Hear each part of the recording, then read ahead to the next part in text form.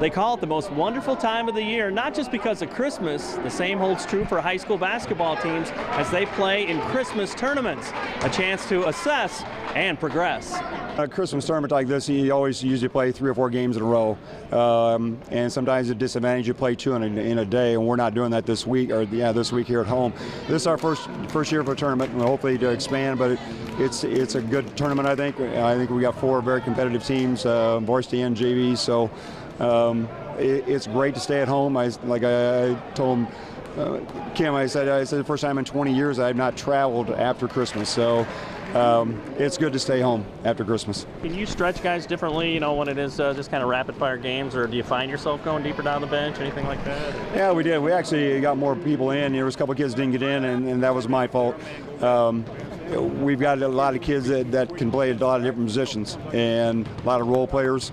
They know what they can do and what they can't do offensively, defensively. But tomorrow there'll be more kids in the game because obviously yesterday with Almond, it was kind of a stressful game all the time, and obviously today a very, very hard-fought game.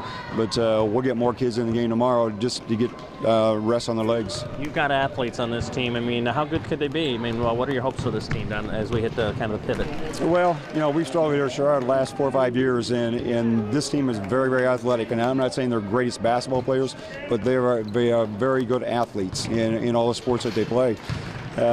We hope to improve. That's what any coach wants, any team wants. But like we talked about just now in the weight room, that we are pretty good when we play together and play hard. And when we don't, like any team, we struggle pretty bad. But our shots fall, things go our way, and I told him, I said, you're a fun group to watch when you play hard. I think it's nice having the home court advantage. You have a couple home fans, and we get to sleep in our own beds, like you said, which is nice. But you don't have that bonding, because if we were going to another tournament per se, we'd have a hotel and we'd be together that way. But we can go home and go to our families, which is nice. So. With a whirlwind of games in 3 days too. I mean, do you find yourselves that you can really assess where you're at even more because it's just kind of rapid-fire game?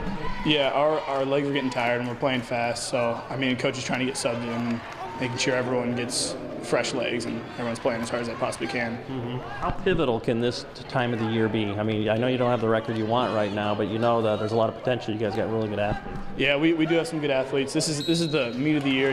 We're starting to come together as a team and learn our roles as players on the team. Well, it's a lot of stress on our legs, but since it's at home, we don't have to travel, and we can go back home and sleep and get a good rest, and we come in early and shoot around stuff. Mm-hmm. Do you find maybe this could be the time, the pivot in your season when you guys really grow up and find where you're really at, I guess?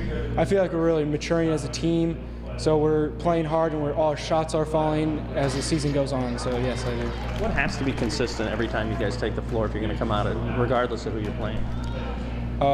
Consistently, we have to play hard, and we have to know that our shots will fall when we play hard. Mm-hmm.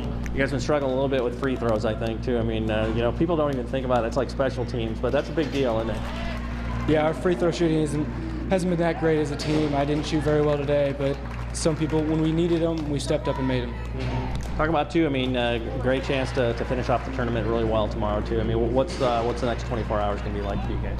It's going to be a whole bunch of mental preparation because we know West Central's just going to play hard. They have nothing to lose, so they're just going to come out and attack us.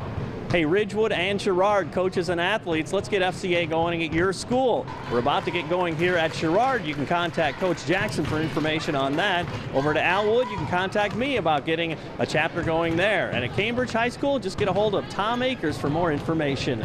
For more information on FCA, just go to our 2 websites at fca.org or ILLOWAFCA.org.